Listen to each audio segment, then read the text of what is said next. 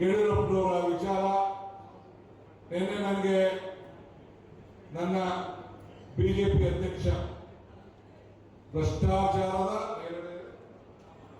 ಪಿತಾಮಹ ಅಂತ ಹೇಳ್ತಾರೆ ಮಿಸ್ಟರ್ ವಿಜೇಂದ್ರ, ನಿಮ್ಮ ತಂದೆ ಯಾಕೆ ರಾಜೀನಾಮೆ ಕೊಟ್ಟರು, ಏನ್ ತಪ್ಪು ಮಾಡಿದ್ರು, ಯಾಕೆ ಬಿಜೆಪಿಯವರು ರಾಜೀನಾಮೆ ಕೊಡಿಸಿದ್ರು, ಯಾಕೆ ವಿಧಾನಸೌಧದಿಂದ ಕಣ್ಣಲ್ಲಿ ನೀರಾಕಿ ರಾಜೀನಾಮೆ ತೆಗೆದುಕೊಂಡವರು, ಇದನ್ನ ನೀವು ಹೇಳಬೇಕು. ಹಿಂದೆ ಯಡಿಯೂರಪ್ಪನವರು ರಾಜೀನಾಮೆ ಕೊಟ್ಟು ಜೈಲಿಗೆ ಹೋಗಿದ್ರಲ್ಲ, ಏನು ಇದೇ ಗವರ್ನರ್ ಸ್ಯಾಂಕ್ಷನ್ ಮಾಡಿದ್ರಲ್ಲ, ಯಾರು ಸ್ಯಾಂಕ್ಷನ್ ಮಾಡಿದ್ರು, ಯಾರು ಯಡಿಯೂರಪ್ಪನವರು ಜೈಲಿಗೆ ಹೋಗೋಕೆ, ಯಾರು ಯಡಿಯೂರಪ್ಪನವರು ಜೈಲಿಗೆ ಹೋಗೋಕೆ ಕಾರಣಕರ್ತರಾದಂತಹ ಜನತಾದಳದವರು, ಅದಕ್ಕೂ ಕೂಡ ನೀವು ಉತ್ತರವನ್ನು ಕೊಡಬೇಕು. ಬಿಜೆಪಿಯವರು ಪಾದಯಾತ್ರೆ ಮಾಡೋದಲ್ಲ. ಇನ್ನೊಂದು ಪ್ರಶ್ನೆ ಕೇಳಲಿಕ್ಕೆ ನಾನು ಬಯಸ್ತಾ ಇದ್ದೇನೆ ನಮ್ಮ ಬಿಜೆಪಿಯ ಸ್ನೇಹಿತರಿಗೆ.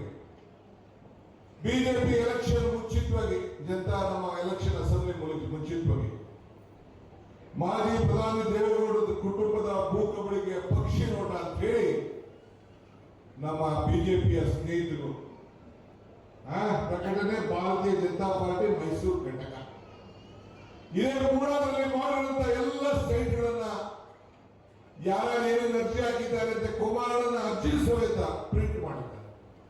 ಇದಕ್ಕೆ ಉತ್ತರ ಕೊಡ್ತಾರ ಯಡಿಯೂರಪ್ಪನವರೇ? ಅಶೋಕಣ್ಣ ಇದಕ್ಕೆ ಉತ್ತರ ಕೊಡ್ಬೇಕಲ್ಲಪ್ಪ. ಸಿಟಿ ಉತ್ತರ ಕೊಡ್ಬೇಕಲ್ಲಪ್ಪ ಇದಕ್ಕೆ. ನಾರಾಯಣ ಸ್ವಾಮಿ, ನಿಮ್ಮ ಪಕ್ಷ ಏನು ನೀವು ಪ್ರಕಟಣೆ ಮಾಡಿದ್ದೀರಿ, ಇದು ಏನು ಅಂತ ಸ್ವಲ್ಪ ವಿರೋಧವನ್ನ ಬಿಚ್ಚಿರ್ಬೇಕಲ್ಲ. ಸಿದ್ದರಾಮಯ್ಯ ಅವರ ವಿಚಾರದಲ್ಲಿ, ಅವರ ಧರ್ಮಪತ್ನಿ ವಿಚಾರದಲ್ಲಿ, ಅವರ ಸೋದರ ಕೊಟ್ಟಂತ ಅಷ್ಟ ಕುಂಕುಮದ ಜಮೀನು ವಿಚಾರದಲ್ಲಿ ಏನು ಅಕ್ರಮ ಏನಾದ್ರು ನಡೆದಿದ್ಯಾ?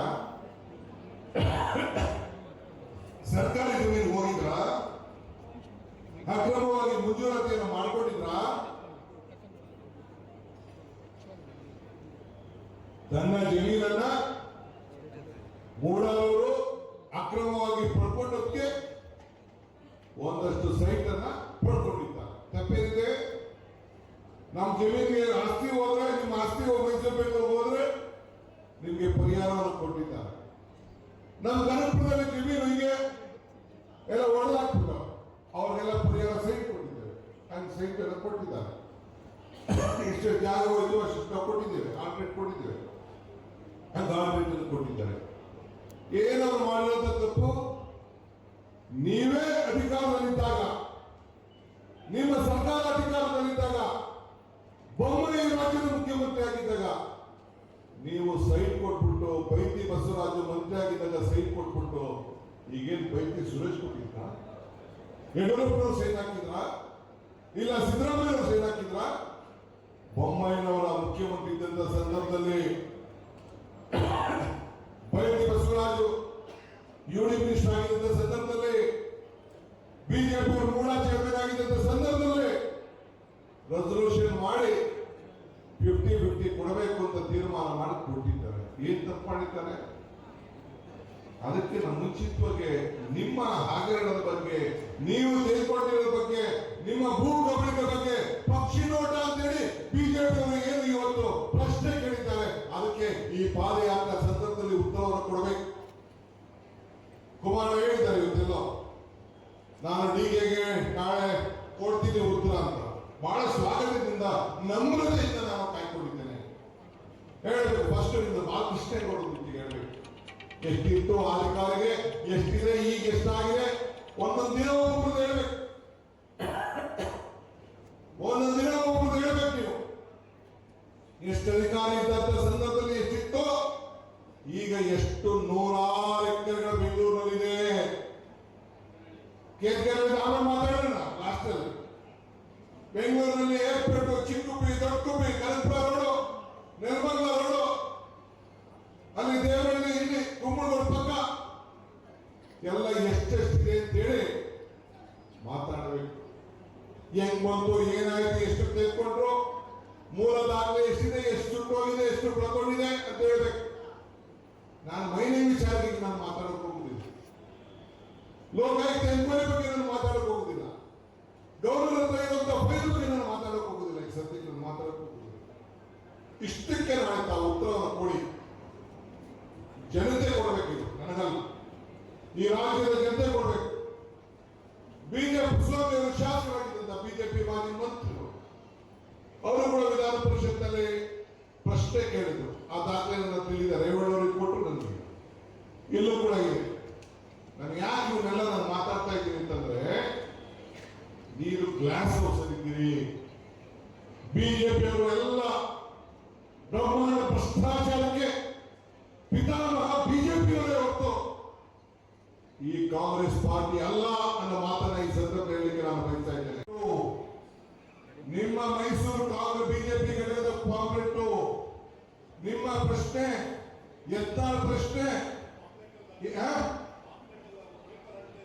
ಪೇಪರ್ ಅಡ್ವರ್ಟೈಸ್ಮೆಂಟ್ ಪಾಂಪ್ಲೆಟ್ ಅಲ್ಲ, ಪೇಪರ್ ಅಡ್ವರ್ಟೈಸ್ಮೆಂಟ್ ಎತ್ತಾಳ ಸ್ಟೇಟ್ಮೆಂಟ್ ಏನು ಈ ಒಂದು ಆರೋಪಕ್ಕೆ ಸಾಬೀತಾಗಿರುವಂತಹ PSC ಹಗರಣ, ಇದಕ್ಕೆ ಯಾರ ಕಾರಣ, ಏನ್ ಕಾರಣ ಅನ್ನೋದನ್ನ ಉತ್ತರವನ್ನ ನಾವು ಕೊಟ್ಟು ತಾವು ಹೆಜ್ಜೆ ಹಾಕ್ಬೇಕು. ಕಾವೇರಿ ನೀರು ಹೆಜ್ಜೆ ಹಾಕಲಿಲ್ಲ ನೀವು, ಮೇಕೆದಾಟು ಬೆಂಬಲ ಕೊಡಲಿಲ್ಲ ನೀವು, ಈ ರೈತರ ಬದುಕನ್ನು ಹಸನು ಮಾಡಲಿಲ್ಲ ನೀವು, ನಮ್ಮ ಜನರಿಗೆ ಉದ್ಯೋಗ ಕೊಡಲಿಲ್ಲ. ಮಂತ್ರಿ ಆಗಿದ್ದೀರಿ, ಬಹಳ ಸಂತೋಷ. ಕುಮಾರಣ್ಣ ಮಂಡ್ಯದಲ್ಲಿ ಒಂದು 10,000 ಜನಕ್ಕೆ ಕೆಲಸ ಕೊಡಿಸುವಂತ ಫ್ಯಾಕ್ಟರಿ ಮಾಡ್ತೀನಿ ಅಂತ ಹೇಳ್ತೀವಿ, ಬಹಳ ಸಂತೋಷ. ಹಾಸನದಲ್ಲೂ ಫ್ಯಾಕ್ಟರಿ ಮಾಡ್ತೀನಿ ಅಂತ ಹೇಳಿದ್ರೆ ಬಹಳ ಸಂತೋಷ. ಎಲ್ಲ ತರ ಸಹಕಾರ ಕೊಡಲಿಕ್ಕೆ ಕಾಂಗ್ರೆಸ್ ಸರ್ಕಾರ ಬದ್ಧವಾಗಿದೆ. ತಾವು ಮಾಡಿ ಜನರಿಗೆ ಉದ್ಯೋಗ ಕೊಡಿ, ಜನರ ಋಣ ತೀರಿಸಿ, ಖಾಲಿ ಮಾತಾಡಕ್ಕೆ ಹೋಗ್ಬೇಡಿ. ಖಾಲಿ ಮಾತಾಡಕ್ಕೆ ಪಾಪ ಇಲ್ಲಿ ಬಂದೆ, ನಾನು ಮನೆ ಚೇರ್ಪಟ್ಟಿಗೆ ಹೋಗಿದ್ದೆ. 22,000 ಜನ ಅರ್ಜಿಗಳನ್ನ ಕೊಟ್ಟಿದ್ದಾರೆ. ಇಲ್ಲಿ ಇಕ್ಬಾಲ್ ಹುಸೇನ್ ಕೇಳ್ತೀನಿ, ನಿನ್ನ ಅವಧಿಯಲ್ಲಿ ಕೂಡಲೇ ಈ ಬಡವರಿಗೆ ಸೈಟ್ ಅಂತ ಕೆಲಸ 20 ವರ್ಷದಿಂದ ಆಗಿಲ್ಲ, ಆ ಕೆಲಸವನ್ನು ನೀವು ಮಾಡಬೇಕು ಅಂತ ಹೇಳಿ ಇವತ್ತು ನಾನು ಅವ್ರಿಗೆ ಆದೇಶವನ್ನ ಮುಖ್ಯಮಂತ್ರಿಗಳು ನಾನು ಸೇರಿ ಕೊಟ್ಟಿದ್ದೇವೆ. ಇದಕ್ಕೆಲ್ಲ ಕೂಡ ಸಿದ್ಧತೆಗಳು ನಡೀತಾ ಇದೆ. ಡೆವಲಪ್ಮೆಂಟ್ ವಿಚಾರ, ಬೇರೆ ವಿಚಾರ ನಾನು ಮಾತಾಡ್ತೀನಿ. ನಿಮ್ಮ ಮೇಲೆ ಅಭಿಮಾನ ಇಟ್ಟು ಎಲ್ಲ ನನ್ನ ಮಂತ್ರಿ ಸಹೋದ್ಯೋಗಿಗಳೆಲ್ಲ ಬಂದಿದ್ದಾರೆ, ನಮ್ಮ ಶಾಸಕರು ಬಂದಿದ್ದಾರೆ, ನಮ್ಮ ಪದಾಧಿಕಾರಿಗಳು ಬಂದಿದ್ದಾರೆ, ನೀವೆಲ್ಲ ಬಂದಿದ್ದೀರಿ. ನಾನು ಬರ್ಬೇಕಾದ್ರೆ ಮಧ್ಯದಲ್ಲಿ ಮಳೆ, ವಿಪರೀತ ಮಳೆ, ಮಧ್ಯದಲ್ಲಿ ಇಲ್ಲಿ ಒಂದು 10 ಕಿಲೋಮೀಟರ್ ಬಿಡದೇ ಹತ್ರ ಮಳೆ. ಏನಪ್ಪ ಸಭೆ ಮುಗಿದೈತೆ ನೋಡಿತ್ತು, ನಮ್ಮ ಗಾಡಿನೇ ಓಡಿಸೋಕ್ಕಾಗ್ತಿರ್ಲಿಲ್ಲ. ಹೆಂಗೋ ನಾನು ಬಂದೆ, ಎಲ್ಲ ಹಾಕಿದ್ದಾರೆ, ತೊಂದರೆ ಇಲ್ಲ. ಆದ್ರೂ ಕೂಡ ಇಷ್ಟು ದೊಡ್ಡ ಸಂಖ್ಯೆಯಲ್ಲಿ ತಾವೆಲ್ಲ ಬಂದು ಈ ಒಂದು ಆಂದೋಲನಕ್ಕೆ ಉತ್ತರವನ್ನ ಕೇಳಲಿಕ್ಕೆ ತಾವೆಲ್ಲ ಬಂದು ಕಾಂಗ್ರೆಸ್ ಪಕ್ಷಕ್ಕೆ ಶಕ್ತಿಯನ್ನು ಕೊಟ್ಟಿದ್ದೀರಿ. ಈ ದೇಶಕ್ಕೆ ಸ್ವಾತಂತ್ರ್ಯ ಕೊಟ್ಟಂತ ಪಕ್ಷ ನಿಮ್ಮ ಜೊತೆ ನಿಮ್ಮ ಬದುಕಿನಲ್ಲಿ ಇರ್ತದೆ. 5 ಗ್ಯಾರಂಟಿ ಮಾತು ಕೊಟ್ಟು ನುಡಿದಂತೆ ನಡೆದಿದ್ದೇವೆ. ನಿಮ್ಮ ಬದುಕಿನಲ್ಲಿ ಬದಲಾವಣೆಯನ್ನು ಮಾಡ್ತಾ ಇದ್ದೇವೆ. ಮನೆಗೆ ಜೋಡಿ ಹಚ್ಚಿಸ್ತಾ ಇದ್ದೇವೆ, ಅಕ್ಕಿ ಕೊಡ್ತಾ ಇದ್ದೇವೆ, ಅನ್ನದಾನವನ್ನು ಕೊಡ್ತಾ ಇದ್ದೇವೆ, ಅನ್ನ ಭಾಗ್ಯವನ್ನು ಕೊಡ್ತಾ ಇದ್ದೇವೆ, ಗೃಹಲಕ್ಷ್ಮಿ ಕೊಡ್ತಾ ಇದ್ದೇವೆ, ಶಕ್ತಿ ಯೋಜನೆಗಳೆಲ್ಲ ಫ್ರೀ ಹೆಣ್ಮಕ್ಕಳ ಓಡಾಡ್ತಾ ಇದ್ದಾರೆ. ಇಂಥದ್ದು ಒಂದು ಕಾರ್ಯಕ್ರಮ ಬಿಜೆಪಿ ಮಾಡಿದ್ರಿ ಏನಾದ್ರು ಮಾಡಿದ್ರ ಒಂದು ಇರಲಿ. ನಿಮ್ಮ ಬದುಕು ನಮ್ಮ ಉಸಿರು, ಇಷ್ಟು ಮಾತ್ರ ಹೇಳಿ ನಾನು ಮಾತು ಮುಗಿಸ್ತೇನೆ.